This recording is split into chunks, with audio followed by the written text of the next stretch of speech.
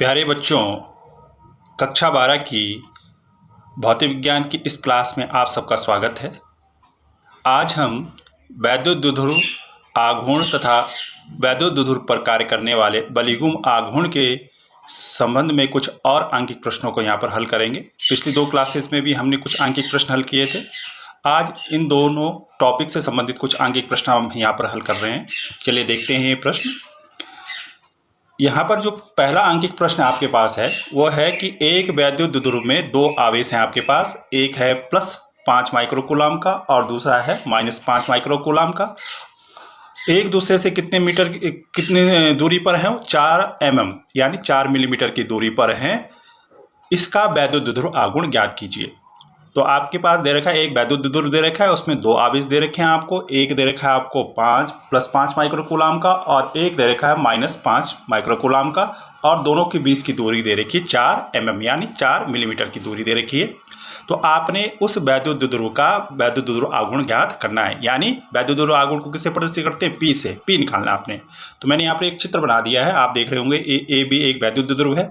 ए पर ये -5 माइक्रोकूलम है और Q2 जो B पर स्थित है आवेश, उसका मान कितना है? +5 माइक्रोकूलम, और दोनों के बीच की दूरी कितनी है? ये 4 मिलीमीटर की दूरी है। तो सबसे पहले जो सवालों में हमें दिया रहता है उसको हम नोट कर लेंगे। सबसे पहले हम ये जो माइनस आवेश है और प्लस आवेश है, इसमें से किसी एक परिमाण को ले लेंगे, किसी एक का मान ले लेंगे। मान क्या है दोनों का? 5 माइक्रोकूलम। तो Q का मान कितना हो गया यहाँ पर? 5 माइक्रोकूलम ले लिया।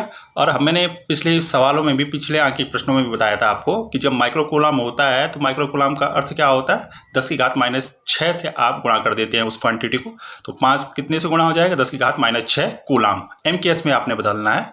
माइक्रोकूलम दे रखा है तो उसको कूलम में कन्वर्ट करेंगे, तो कितने से गुणा करेंगे? 10⁻⁻6 से, जैसे हमने यहाँ पर किया। अब 2a जो दूरी दे रखी है आपको, ये दूसरी जो दूरी दे रखी है यानी वैद्युत द्विध्रुव की लंबाई, तो कितना दे रखा है आपको? A से B तक की दूरी कितनी दे रखी है? 4 mm दे रखी है, 4 मिलीमीटर दे रखी है। इसको मीटर में कन्वर्ट करेंगे तो 1000 से भाग देंगे। 1000 से भाग देने का मतलब 1000 को क्या लिख सकते हैं? 10⁻³ बटे में आएगा, और ऊपर जाएगा तो हम ऐसा भी लिख सकते हैं इसको 4 × 10⁻³ मीटर। मिलीमीटर को मीटर में बदलने के लिए क्या करते हैं? 10⁻³ से गुणा करते हैं। तो इस प्रकार से हम लिख सकते हैं इसको 2a का मान। ठीक है, तो इस प्रकार से हमको ये 5 × 10⁻⁶ कूलम Q का मान मिल गया, और 2a का मान कितना मिल गया हमें? 4 × 10⁻³ अब आप वैद्युत द्विध्रुव आघूर्ण निकालेंगे। सूत्र क्या होता है आपको मालूम है? वैद्युत द्विध्रुव आघूर्ण क्या होता है? p = Q × 2a होता है। तो P का मान रख देंगे। P बराबर कितना हो जाएगा? Q का मान हमने रख देंगे यहाँ पर 5 × 10⁻⁶, और 2a का मान रख देंगे 4 × 10⁻³ इसको आगे हल करेंगे अगला स्टेप। तो ये 5 और ये 4 गुना हो जाएगा। 5 को कितना हो गया? 20 हो गया। 10⁻⁶ शेष बचा और 10⁻³ शेष बचा। अब कितना हो जाएगा शेष? P बराबर ये 20 का 20 निकल उतर जाएगा यहाँ पर, और ये -6 ये भी -3 है, घात दोनों माइनस की हैं तो जुड़ जाएंगे। तो कितना हो जाएगा? 10⁻⁹ चिन्ह माइनस ही का आएगा। और अगला क्या आएगा? P बराबर कितना हो गया यहाँ पर? 2 × 10⁻। अब देखो इसको 20 को, क्योंकि हम जो लिखते हैं दशमलव के बाद हमारे दशमलव से पहले एक अंक होना चाहिए, इस प्रकार से हम लिखते हैं आंसर को। तो P बराबर कितना हो जाएगा? यहाँ 10 से भाग दे देंगे 20 को तो 2 आ जाएगा, और यहाँ भी 10 से गुणा करेंगे। 10⁻2 को अगर 10 से गुणा करेंगे तो एक घात कम हो जाएगी, माइनस में आ जाएगी एक घात, 10⁻8 हो गया।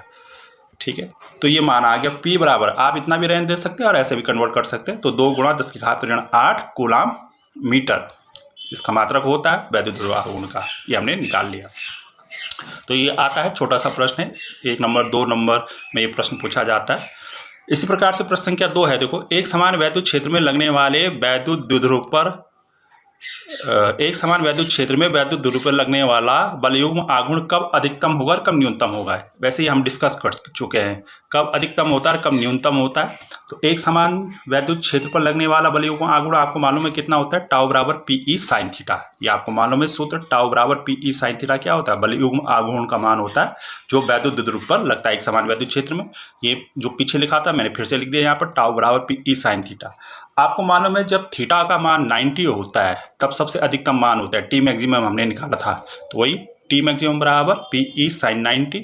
sin 90 का मान 1 होता है, तो मान रख दिया टाउ बराबर पी ई गुणा ए, तो टाउ बराबर पी ई, तो हम क्या लिख सकते हैं इसको, टाउ बराबर पी ई। तो अतः जब वैद्युत द्विध्रुव वैद्युत क्षेत्र के लंबवत होता है तो उस पर लगने वाला बलयुग्म आघूर्ण क्या होता है, अधिकतम होता है। 1 नंबर में या 2 नंबर में इस प्रकार का प्रश्न पूछा जाएगा, मोस्टली आता है, तो आपको ध्यान रखना है। इसी प्रकार से यदि थीटा बराबर 0 रखते हैं तो टाउ बराबर पी ई साइन 0 हो जाएगा। टाउ बराबर कितना हो जाएगा, पी ई गुणा 0। ठीक है, साइन 0 का मान कितना था, 0, तो टाउ बराबर 0, टाउ का मान यहाँ पर 0 आ गया। इसी प्रकार से 180 हमने पहले भी देखा है, ये जब हमने बलयुग्म आघूर्ण वहाँ पर डिस्कस किया था।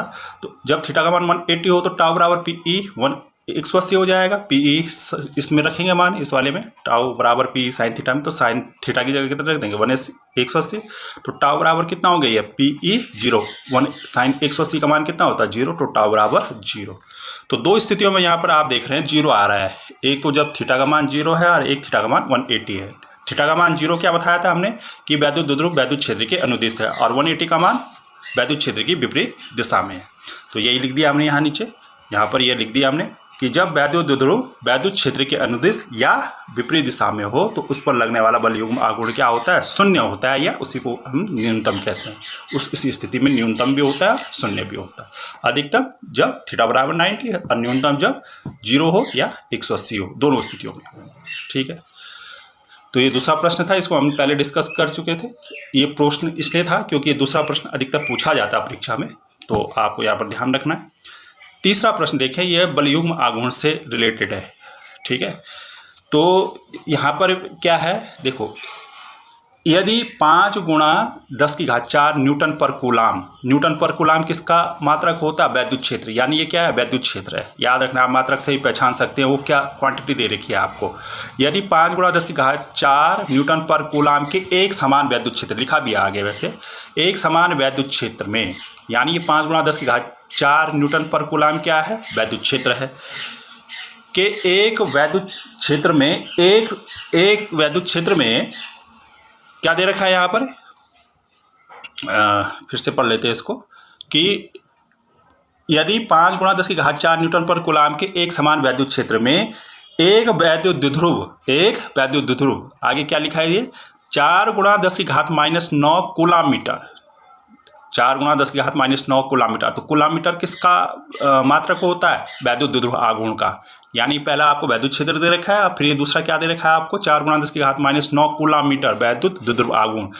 लिखा भी आगे कि वैद्युत द्विध्रुव आघूर्ण के साथ 30 अंश का कोण बनाता है। कितने अंश का कोण बनाता है, 30 अंश का कोण बनाता है, यानी थीटा का मान भी दे रखा है। क्या क्या दे रखा है आपको, एक तो ये वैद्युत क्षेत्र दे रखा है न्यूटन पर कूलम वाला, ये कूलम मीटर वाला क्या दे रखा है, 4 गुणा 10 की घात -9 कूलम मीटर वाला वैद्युत द्विध्रुव आघूर्ण दे रखा है, और ये क्या दे रखा है आपको, 30 क्या दे रखा है यहाँ पर, कोण दे रखा है। इस वैद्युत द्विध्रुव पर कार्य करने वाला बलयुग्म आघूर्ण आपने ज्ञात करना है। क्या ज्ञात करना है आपने, बलयुग्म आघूर्ण। ई का मान आपको दे रखा है, पी स्मॉल पी का मान दे रखा है, थीटा का मान दे रखा है, तो आपने टाउ निकालना है।